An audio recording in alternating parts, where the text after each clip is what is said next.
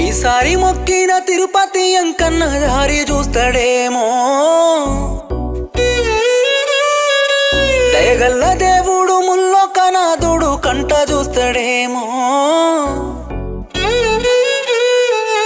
ఈసారి మొక్కిన తిరుపతి అంకన్న దారి చూస్తాడేమో.